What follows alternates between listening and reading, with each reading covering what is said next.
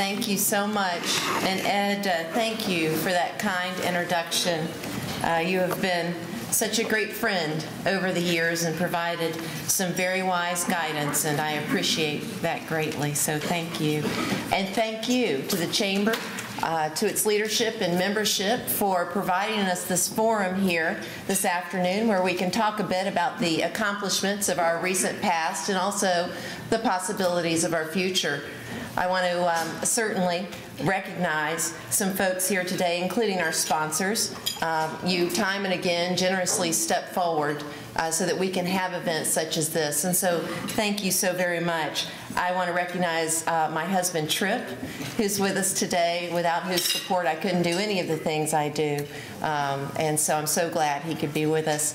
And we have our former mayors with us. We have Mayor Heydrich, Mayor Podeshev, Mayor Wetherington, Mayor Bobby Peters. Now Judge Peters couldn't be with us today. His presence was required elsewhere, but he told me to tell you all that he is here in spirit, and certainly he supports the city of Columbus and the great progress we are making. But I want to tell you, the prior mayors, thank you for your service to the city.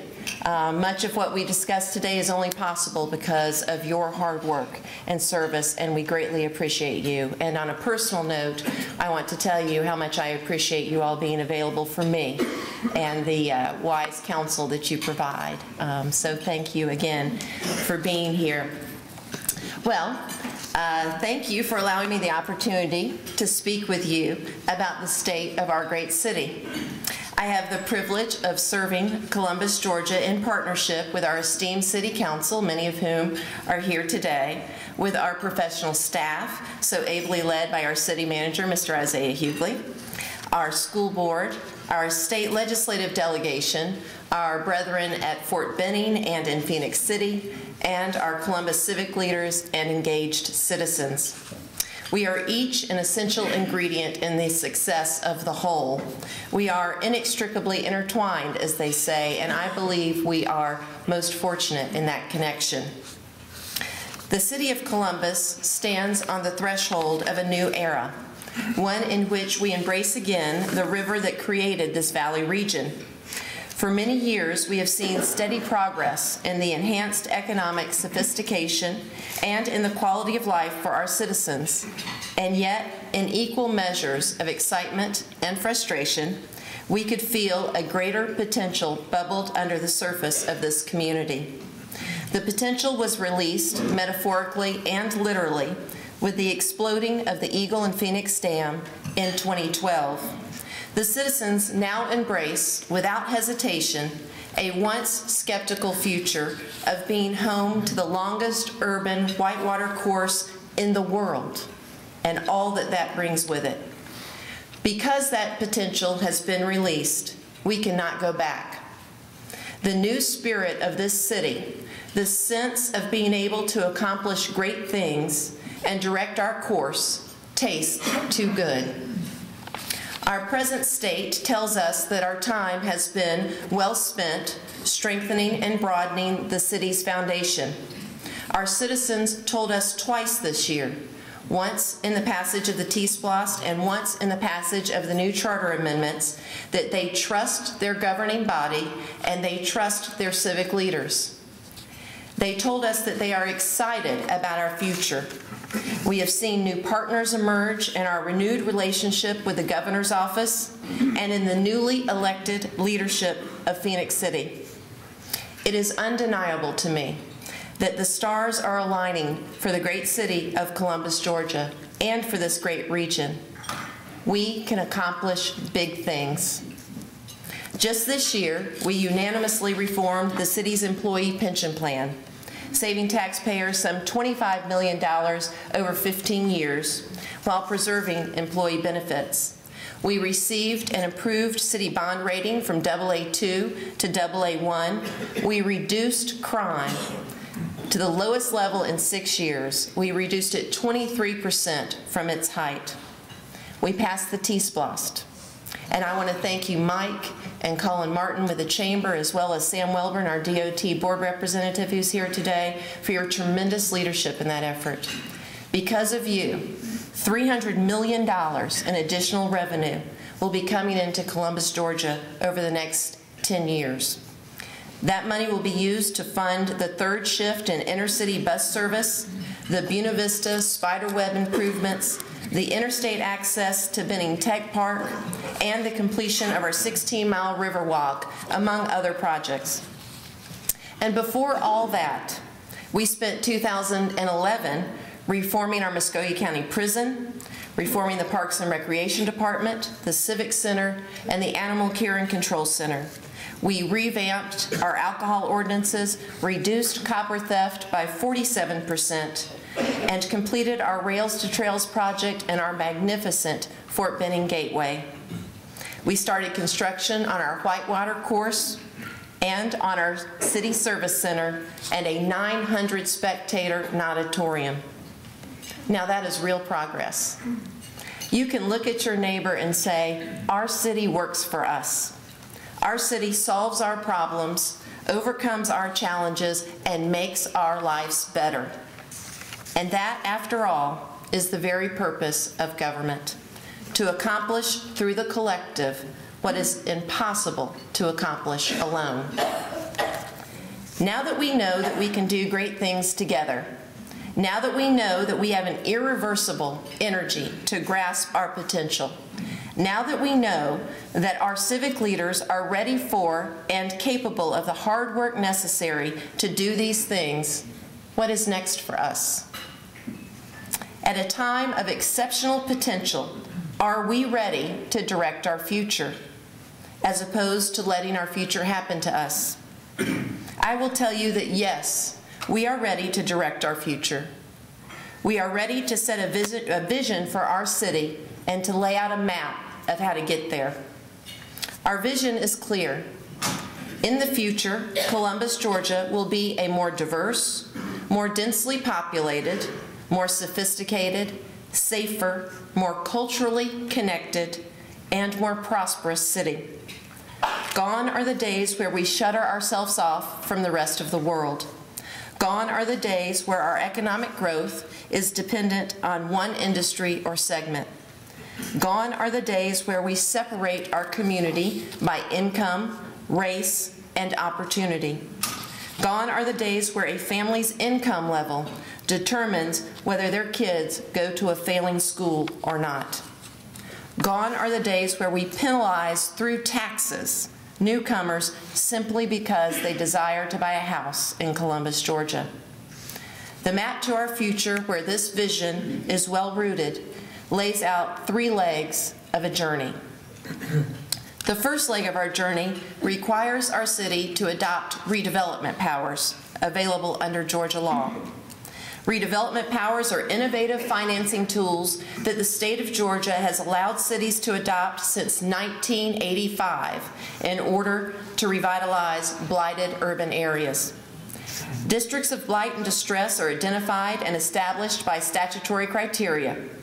The development within those districts is eligible for favorable bond financing, which makes those blighted areas more attractive for private market investment. The redevelopment districts are areas where businesses and affluent and middle-income families have left, leaving in their wake only the economically immobile. And that means the elderly, the poor, and the disabled. These are places where the legitimate market is broken, and the illegitimate market of crime is too common. The schools struggle there because the kids don't have the resources or the support they need to come to school ready to learn. We have seen this type of blight and economic distress in cities throughout the country and the state, and we have seen communities beat it. We have seen this type of blight in our own city. Indeed, the Mayor's Commission on Real Estate Investment Initiatives recently found that 35% of our precious land resource sits blighted or underutilized. While we have seen and had success in revitalizing the uptown area and the midtown area, so much more could be done. We know blight has persisted along 2nd Avenue, south and east of Bibb City, and in our Columbus South region, among others.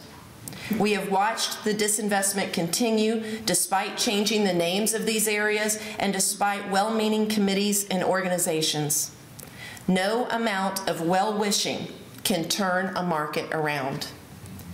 The state of Georgia knows this plain economic fact, as does some 60 communities throughout Georgia that have jumped to adopt redevelopment powers. Columbus, however, lags behind. We attempted to adopt redevelopment powers in 2007, but when the opportunity went to a citywide referendum, it failed narrowly by 260 votes. Misinformation gripped the issue, and not enough of us stood up and spoke out to stop the spread of confusion and fear where none should have existed. We missed an opportunity.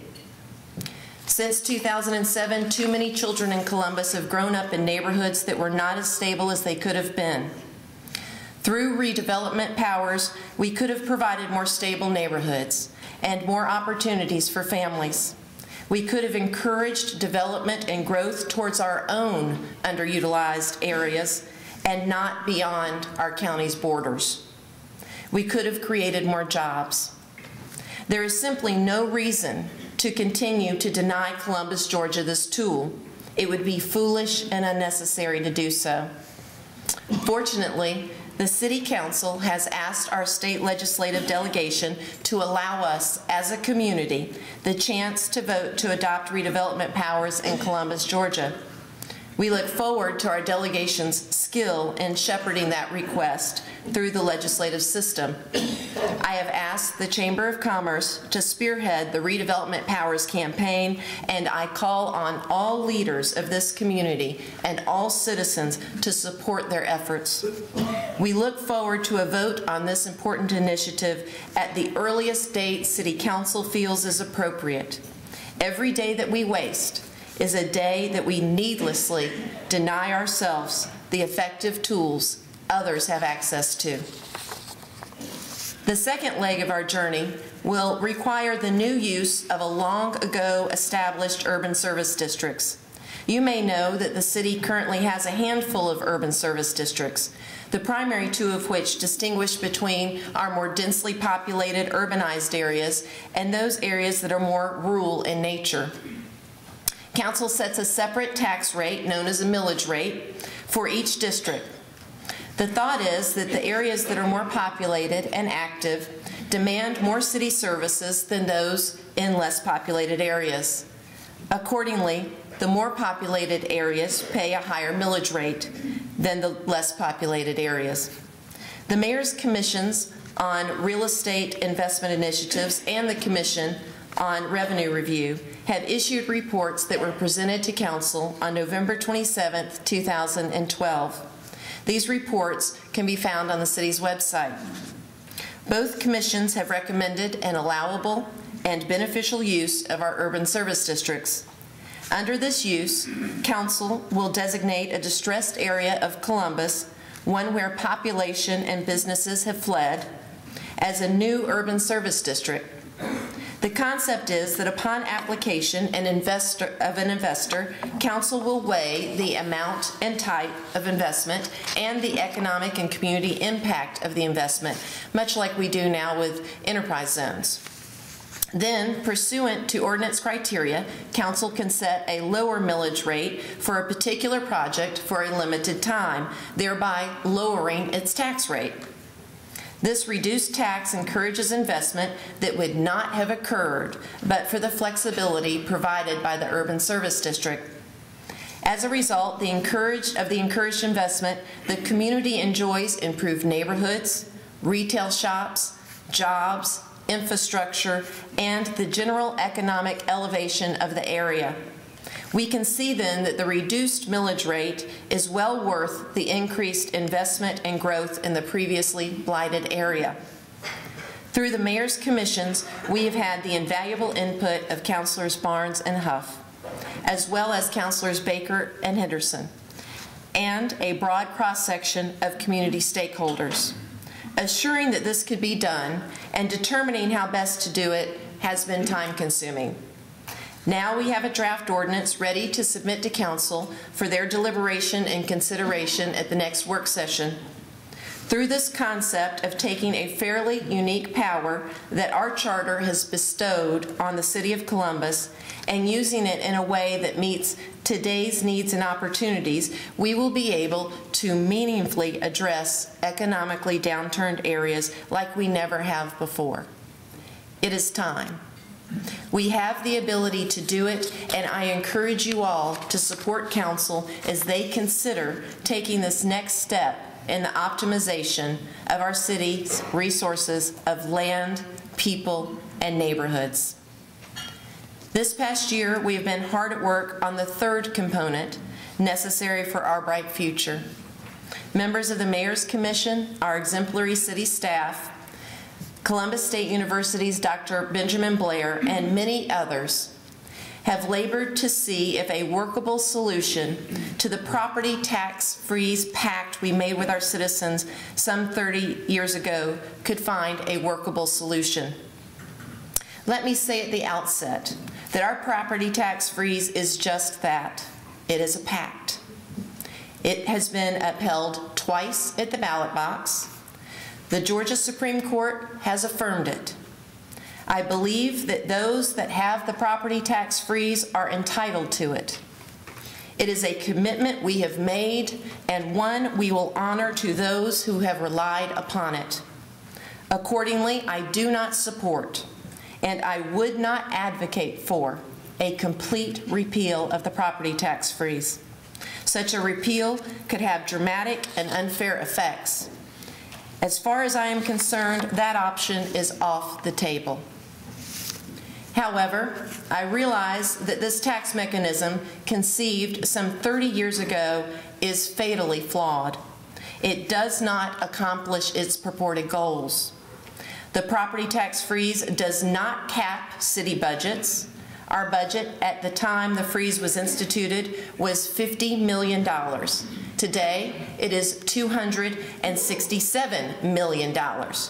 So if capping the city's budget was its goal, the tax freeze has failed. The freeze does not protect seniors or any other class of citizens except those that have lived in their house for a long time without any improvements. So if protecting seniors and modest income families was the objective, the freeze has failed. The freeze does not help families in tough economic times. The freeze actually prejudices citizens in times of economic downturn when they need relief the most. If your property is frozen from upward valuation, it is frozen from downward valuation too. Accordingly, if the economic protection of the citizens was the goal of the tax freeze, it has failed us. The property tax freeze does not enhance economic growth. To the contrary, it depresses our tax digest and denies much-needed funds to our school system and city, requiring that other taxes be pushed around in the form of higher millage rates, higher occupation taxes, and sales taxes in order to meet the revenue demands for essential services. So if encouraging growth was its objective, the freeze has failed. The freeze does not create tax equity. Quite the opposite. We know that thousands of citizens pay precious little in property taxes while their next-door neighbors pay many times that amount for precisely the same house and lot size. So if tax uniformity was the goal, the property tax freeze has failed. The freeze does not promote fairness. Our property tax freeze creates a troubling concept known as a welcome stranger tax, meaning that in Muskogee County, the very people we are trying to invite in our community, our young people returning from college, the military families we take such pride in, and the working middle-income families that this city was built on, they are taxed more, much more than their neighbor, simply because they're new. So if fairness was the purpose of the tax freeze, it has failed us. Despite its well-intended genesis, our property tax freeze is in practice un-Columbus. It is the antithesis of everything we say we are and everything we want to be.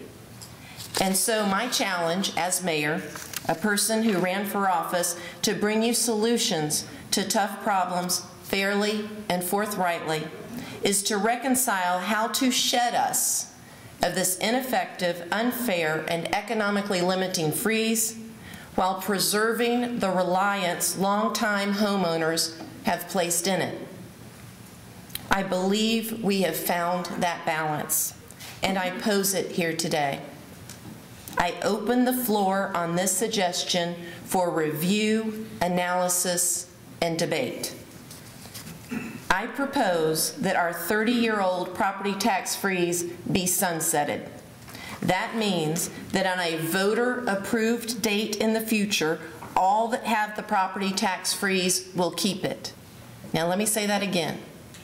All that have the property tax freeze will keep it. All that have the property tax freeze will keep it. All that have the property tax freeze will keep it. But all new transfers will not revest in the tax freeze. All new transfers occurring after the date approved will vest in a new property tax system where properties are assessed by market value and therefore keep pace with inflation. That new tax system will not affect those vested under the old freeze system. But the new tax system will be advantageous for new purchasers because I am recommending that the new tax system come with an enhanced homestead exemption. That is an increase in the current homestead exemption from $13,500 to $20,000. In other words, I am recommending a $6,500 exemption increase. That is nearly a 50% increase in the current exemption. So, for example, a new transfer on a $200,000 home will have roughly a 10% property tax decrease on the city property taxes alone. Although the sunset would apply to all local property taxes, including school tax, the school board will have the option to choose to join in the proposed $6,500 increased homestead exemption for its school tax portion. Certainly, I would ask them to join us in this tax break because that would encourage more transfers, thereby accelerating the process of broadening our tax base and leveling out the inequities in our current tax freeze system. This proposed property tax break will also begin the process of eliminating our welcome stranger tax and may well have the effect of bolstering the Columbus housing market after several sluggish years. I propose that we take this recommendation to the policymakers and the citizens of our community. In the immediate future, I will convene a meeting of City Council representatives to include our Mayor Pro Tem and our Budget Chair, our school board representatives, the senior members of our state delegation, our Development Authority, and pertinent members of our city staff. Multiple public forums, City Council work sessions, and school board work sessions will follow this initial vetting by our public policy makers. Let's walk through the numbers and see what the effects of this suggested solution will be. Let's look at the immediate and long-term effects to our citizens under the proposed new system, remembering that existing homeowners will remain under the freeze they currently have.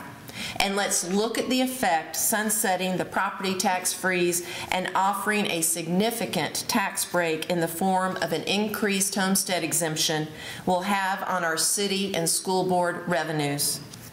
I can tell you this, I have seen the numbers. This tax break for new transfers is meaningful, and it eases the transition from the freeze to a fair market valuation system. This tax break has short-term costs for the city and for the school board should they elect to join us in the increased homestead exemption. Yet, the long-term effects of revenue streams keeping pace with inflation allow the city and the school board to better meet their future needs, and will even allow the city and the school board to consider millage reductions in future years. The city could also consider other future tax adjustments, such as occupation tax adjustments for businesses that create jobs that keep our economy and our families strong. This is a valid proposal to shed the weight around the neck of our community, one that is currently driving our families and young people away.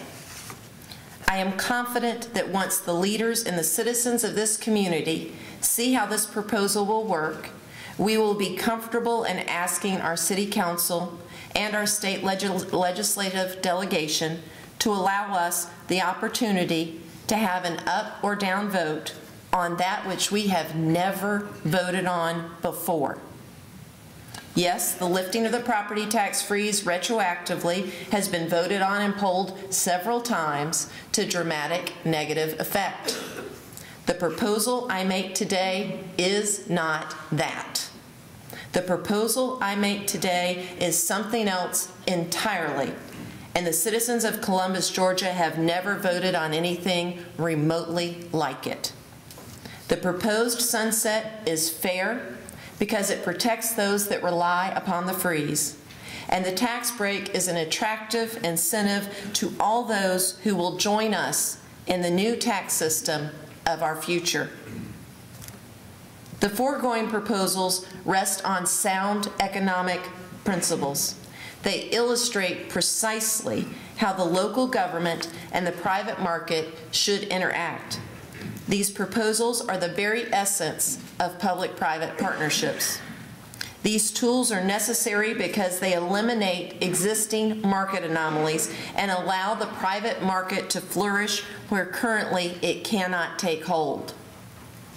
These proposals will make Columbus a destination city for people who are looking for community and prosperity.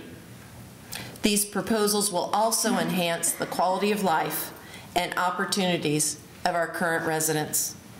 With these tools, we can restore Fort Benning Road leading up to the traditional entrance of Fort Benning with mixed-use developments, shops, restaurants, and residential units perfect for military and military-related families. We could take the depressed area north of the Total Systems campus and south of Bibb City along our beautiful and exciting river and build a city village, one that supports housing for all income levels and creates an environment for the jobs of today and for the future. We can have it all now, if only we can put the pieces of our potential together. And I believe we can through a three-pronged approach I have set out today. We can tackle our blighted areas and turn them around to be vibrant, safe communities with productive schools. We can reform our tax system to be more fair and to encourage growth. We can do this because in Columbus, Georgia, we do big things. Let me conclude by stating what has been made obvious by now. The state of our city is strong, and yet it can be stronger and better.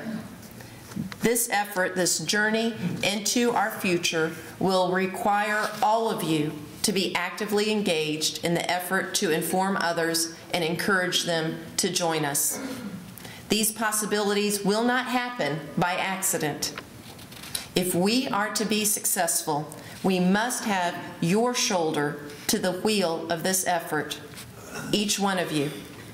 You are going to have to spread the word to your colleagues and friends. You will have to write letters to the editor, and yes, you will even have to submit sound-offs. You're going to have to call your city councilors and let them know that you support these solutions and this effort. You cannot leave elected officials out there alone. We are all going to have to get off our comfortable duffs and do this. But if you join with us, you will be amazed at what we can accomplish together. Thank you for your attention. It is a great privilege to serve as mayor of such an exceptional city. We have the fortitude to capitalize on our success and to meet our potential. And I look forward to working with you to make that happen. Thank you all so very much.